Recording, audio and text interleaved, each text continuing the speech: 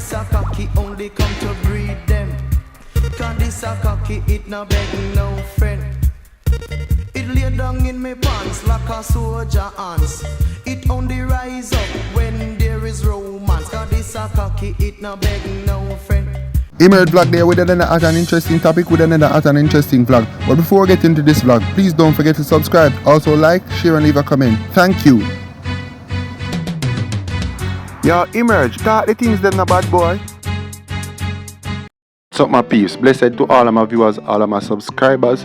So today we're here to talk about dancehall and dancehall history, and we're going to talk about predominantly sexually explicit music and sexually explicit content.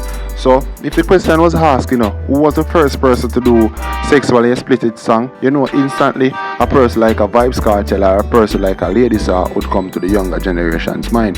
So Vybz Kartel came to public attention, or came to prominence in the 2000s, probably about 2003. Vybz Kartel was one of the most popular artists then, and he had songs such as like Tech Girl and them song there. We all know the songs them, a lot of sexual contents Vybz Kartel produced or Vybz Kartel put out.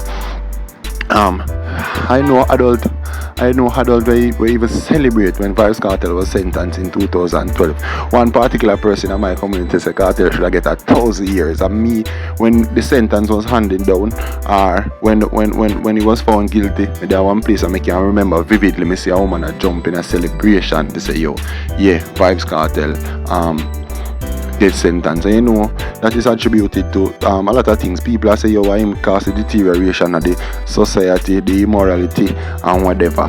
But as I say in the initial stages of this vlog, where did sexually explicit lyrics started and who started it? So on the female side, a person, if you ask a person, like a young person when probably born in the 90s or whatever, or probably even 2000s, they might tell us say Marian Hall, Lady Saw, she they have some sexually explicit songs, a lot of sexually explicit songs. One of the most popular ones is one she did with Spragga Benz called Backshot, and that song caused a lot of controversy in that time. And we know Lady Saw already, or when she perform, or she deal with things. At one point she pull on a cameraman pan her and whatever and be things. So as me say, those are the two persons that people may have mentioned if you ask them who started the slackness or the so-called explicitness or in dancehall. But I got to do a little history lesson today.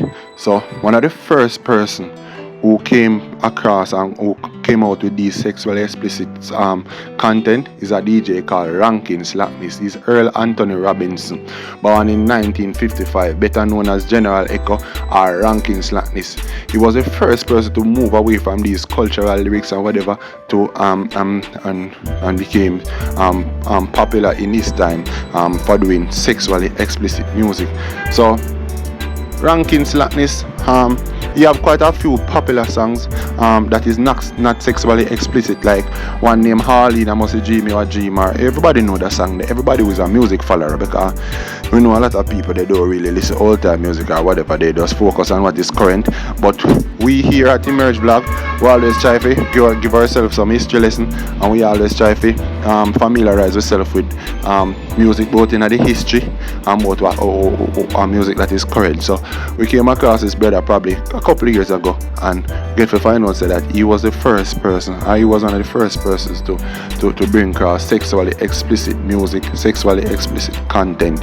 And I get to realize that it's a long time so-called popular culture intertwined with criminality or with crime. Not saying that I'm accusing anybody of being a criminal or anybody of doing crime, but ironically, this brother was shot dead by police in West Kingston, in the 1980s. I think him dead about 1980 to be precise. So if him dead 1980, so you can just imagine during the time of his living how early this type of content was coming out. So that is why when people tend to blame Vybz Kartel for the creation or the emergence of these type of content, me always wonder if they never hear about this type of brother. And this is not a blame game or anything, because me personally like this type of music. I like sexual content, sexually explicit music. I like the music there, but in some aspect people may see there, the artists that do this, them lack creativity because them don't know if to put things in a way where people can leave things to imagination of people.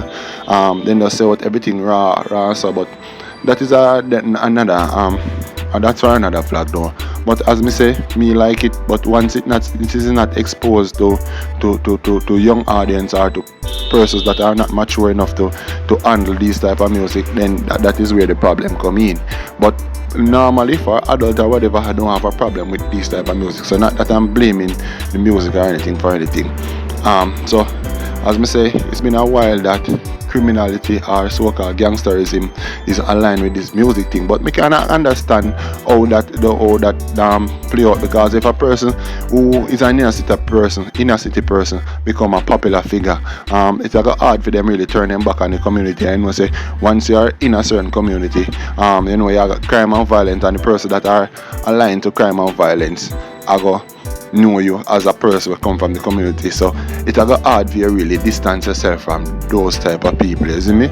So that is where the relation come, or the correlation come between crime and music. So I can understand that, because we know one of the most popular things, or one of the most easy thing for a person to come out in the inner city. I'm not gonna say easy, but one of the talent that we realize is musical talent. So when you see people like Ranking Slackness or even Vybz Kartel who end up in a prison for murder, you have to understand, say, that is where the correlation started in the things on my list. But can I ask you from the point though?